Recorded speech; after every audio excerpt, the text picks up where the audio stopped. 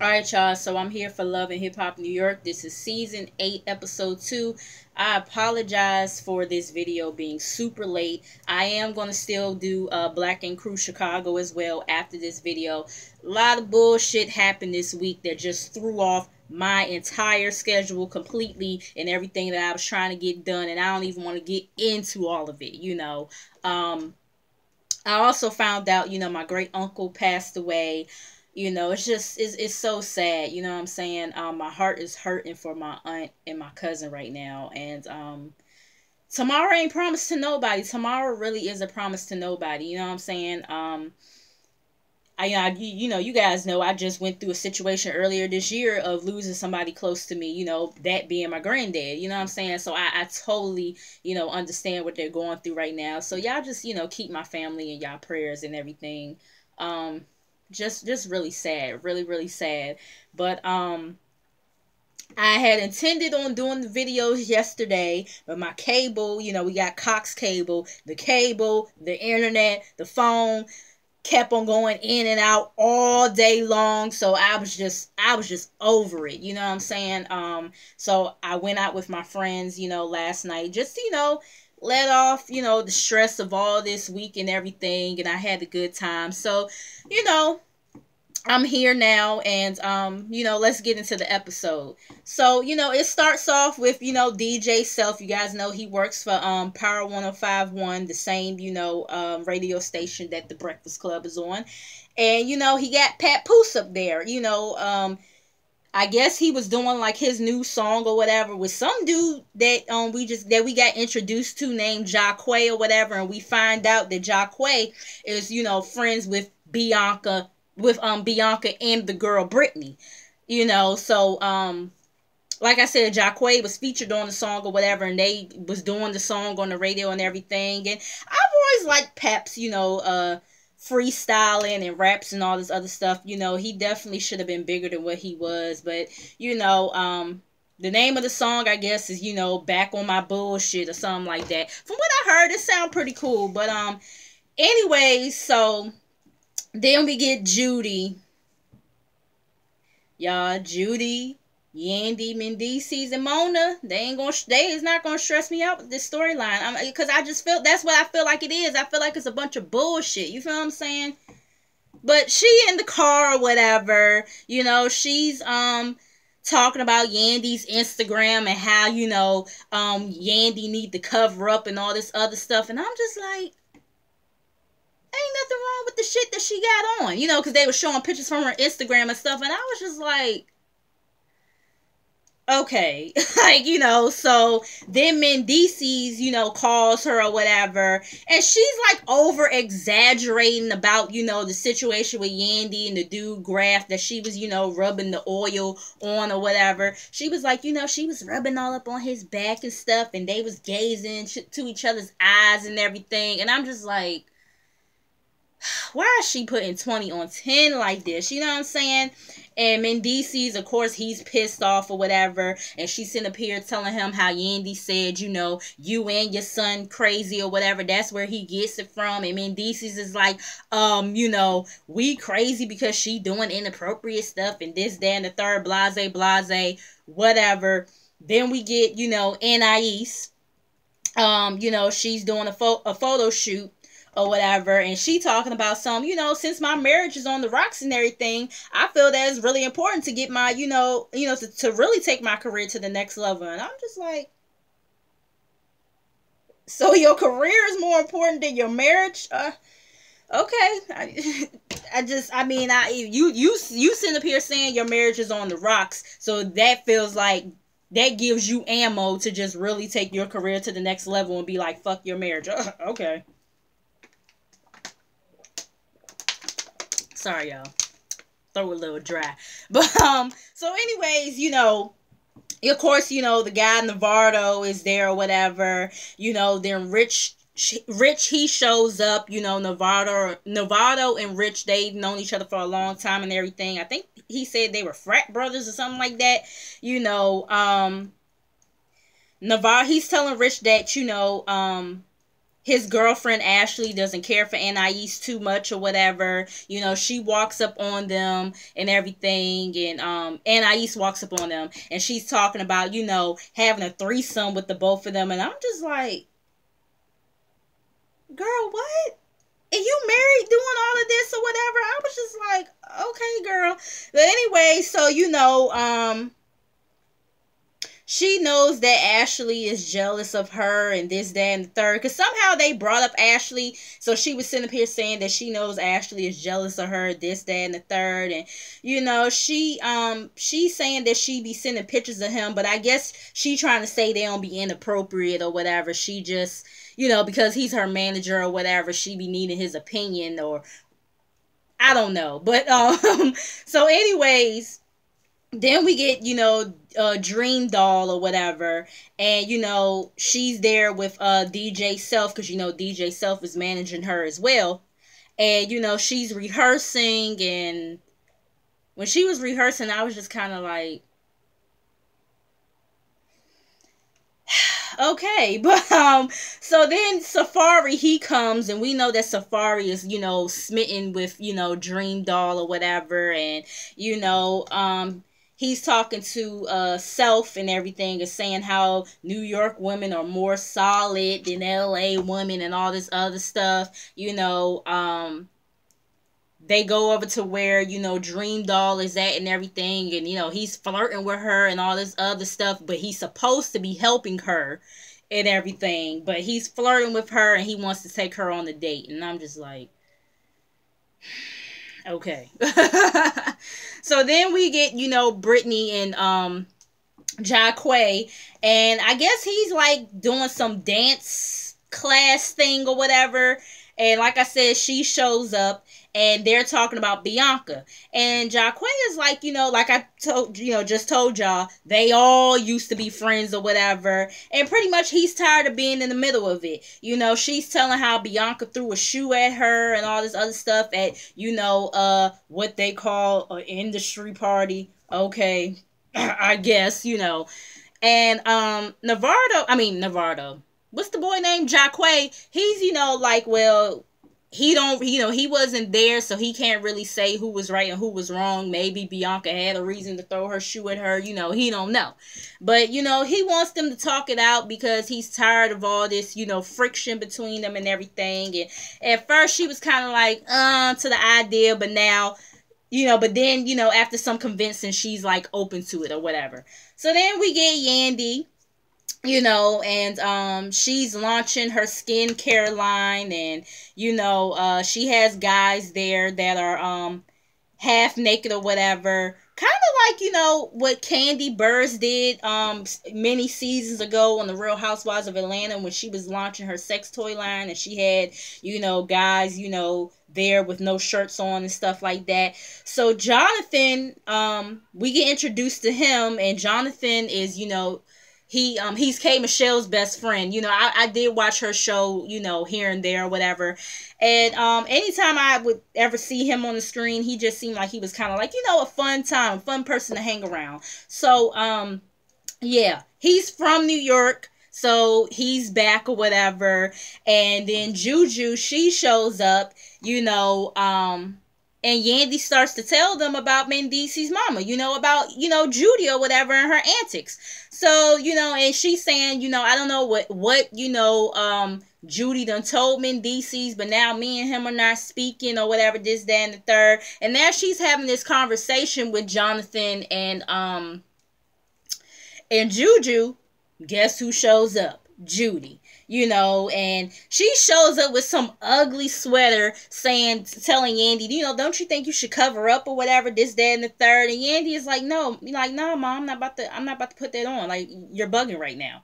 So, you know, she pulls Judy to the side or whatever, and she's like, you know, I don't understand your motives or whatever, but now me and Mendeecees are not talking and everything. And, you know, Judy is like, I just told him what I saw, and I ain't like it, this, that, and the third. So then she's questioning Yandy about the half-naked men that's there or whatever, and Yandy is explaining the event to her, like, you know, I have a skincare line or whatever, I'm trying to brand it, you know, this is my business, this is what I do, you know what I'm saying? So, Yandy is over the whole conversation, and I would have been too. So she goes back to, Jonathan and Juju and proceeds to tell them what just happened or whatever. And, one of the guys, he brings back the sweater that Judy tried to make Yandy put on, and Judy sitting up here calling herself Yandy's assistant because the dude was like, your assistant told me to give this to you or whatever. And I'm just like, once again, they ain't gonna stress me out with this storyline. They not. Okay? So, moving on, then we get Mariah Lynn, and she got a new boo named James. I'm gonna call him James the Lame because that's, he just comes off like a real lame-o and he be doing too much. Like already, this is our first episode seeing you and you already doing too fucking much. So anyways, he's an up-and-coming artist, and they're like at an inside pool or whatever. He has a necklace for her and she's really into him and everything, and she's having a single release party and she needs him to be on his best behavior, because he doesn't like DJ Self. He feels like Self be doing too much, and she's telling him, like he feels like, Self be doing too much, like buying Mariah gifts and all this other stuff. And Mariah, she's like, I mean, that's my manager, that's my boss. He just wants me to, to look good and everything. It's nothing like that. We never had nothing going on. You know what I'm saying? So then James Delane is like, he's like, he kind of like real possessive, that's my job now and all this other stuff. Like, shut up. Like, yeah, I don't like him, y'all. I do not like him. So then we get Navarro and Ashley. Well, really, Ashley, his girlfriend. She's working with some models or whatever. I couldn't quite catch what she was saying. I don't know if she was saying like, she got some fashion line or whatever. I mean, I know her and Navarro work together or whatever, but she had models trying some clothes on, and one of the models is her sister or whatever, and he calls her on FaceTime and says how he has to head to LA, and then he got this meeting with Anais, and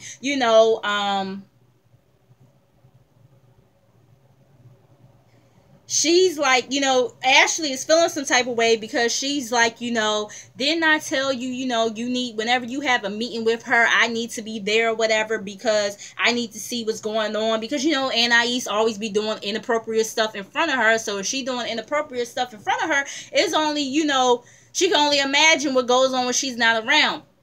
And my thing is, if you got to be at every meeting that he's at with this girl, then maybe you don't need to be with him then. You know what I'm saying? Because at the end of the day, it's on your man as to whether or not he's going to end up doing something with Anais. You feel what I'm saying? So, I mean, yeah, if you got to be at every meeting, like, yeah, no. So then, he's like, well, then can you cancel the meeting then or whatever? So she says that she's going to cancel it, but, she's really not. Her intentions is to, meet up with Anais herself so she could set her straight, so she could put her in check or whatever, which I feel like Navarro should be doing. It's like, I mean, yeah, you might not be doing nothing with her or whatever, but Anais be out of order. She be out of line, hitting you up all times of the night or whatever. And, from what Ashley was saying, she was saying that Anais be sending him naked pictures of her. You know what I'm saying? And, we saw earlier that, Anais was calling Navarro daddy and all this other stuff. So, like, yeah, Navarro need to be the one checking her, if anything. Like, come on now. But anyways, moving on, we get Safari and Dream Doll. They're on their little date or whatever. They like flying through the air, acrobats or whatever you want to call it. He goes first. He's scared or whatever, and she's sitting up here talking Cash Money shit about him or whatever. But then soon as she get up there, she's scared too. So then they sit down and talk or whatever, and he talks about his mom and how his mom feels like she could find him a girl and everything, and how, Dream Doll be having the colorful hair and all this other stuff. Like, she got a lot going on with her. And, Dream Doll is like, I know how to tone it down when it comes to parents or whatever, this, that, and the third. And I'm like, I know you ain't trying to have her meet your mom already, Safari. Like, because that's what it sound like. But anyway, so next thing you know, he talking about her lips or whatever, and she like, you want to try them, and then they kiss, and I'm just like,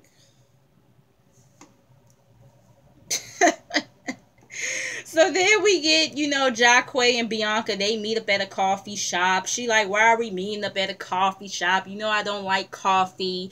They kind of started bonding, over the years, because both of their dads was on dialysis, at the same time, and his dad ended up passing away or whatever. So, her family pretty much like adopted him and everything. So then he brings up Brittany or whatever, and, Bianca is telling him, like, listen, she got with Webstar or whatever, we both was, she came in working with him after I was working with him, and, he tried to pretty much make Brittany, I guess, like another Bianca or whatever, and was telling Brittany, like pretty much gassing her head up, I guess, saying that, oh, she, she's a bigger star than Bianca, this, that, and the third or whatever. So, like, Brittany had ended up making a freestyle about Bianca, throwing subliminals and shit like that. And, Bianca is saying how she don't want to sit down with her because she knows that, she hit her with the shoe. And she already knows, because of the fact that she hit old girl with the shoe, she ain't gonna want to talk. She gonna want to fight or whatever. And I said, shit, you got that right. Because if you hit my ass with the shoe and I ain't get a chance to get to your ass, I'm gonna be ready to fight too. I'm just saying. But, so like, Bianca already knows what's up. You know what I'm saying? And so, old boy Jacqueline, he's still trying to convince her or whatever, and saying how this shit is petty, blah, blah, blah. And, Bianca is like, she the one with the problem, not me, and she walks away, and that was that with their conversation. Then we get Anais and Ashley. Anais is under the impression that she is going to meet up with Nervado, and Ashley turns around in the chair as if, the damn office isn't made of glass or whatever. She turned around all slow and shit, like, hello, and all this other stuff. And, Anais was saying something about how, she feels like Nervado could take her career to the next level, and how he's like her bro. And I'm like, people don't flirt with their brothers. I'm just, okay, so, that threw me off when she said that. But anyway, so Ashley is pretty much confronting her on the whole situation. Anais is giving her one-word answers. Ashley wants respect and all this other stuff. And, to stop calling Nervado and talking shit about her. They start arguing, like, on some real shit, Anais is like, I'm only calling him about my checks or whatever. And Anais got the nerve to sit up here and tell this girl to stop disrespecting her. But it's like, come on, Anais, you not respecting this girl. You being mad disrespectful when it comes to, you and her man and everything, calling him daddy and shit like that. But you want to tell her in the midst of y'all arguing for her to stop disrespecting you? Like, come on now. So, Ashley tries to jump at her and hit her. Security comes, and Anais like, oh, you mad or whatever. And she walks away. So then we have Mariah Lynn's, single release party, and she shows up with James Delane, and then, DJ Self is there.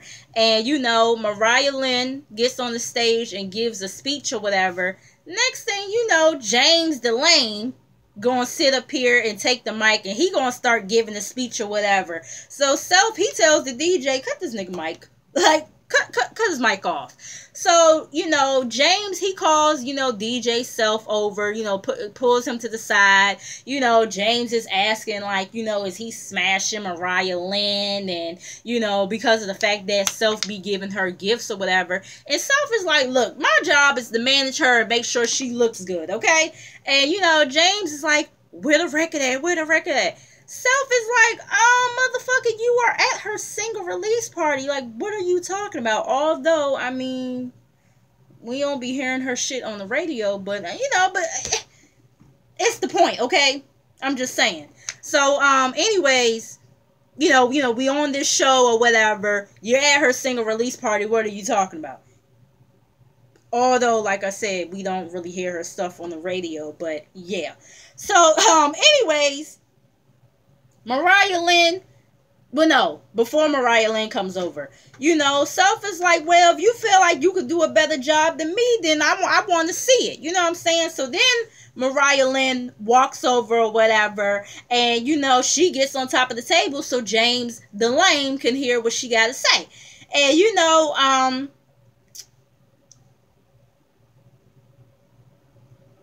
she's telling him, like, listen, this is my boss or whatever. You need to respect him. Like, you doing all this clown shit. Like, I don't got time for it. You know what I'm saying? And James the Lame gonna have the nerve to get mad because he feels like Mariah doesn't have his back or whatever. And he should have his back. I mean, that she should have his back and this, that, and the third. And I'm just like, I guess we gonna see next week him creeping and stuff like that. So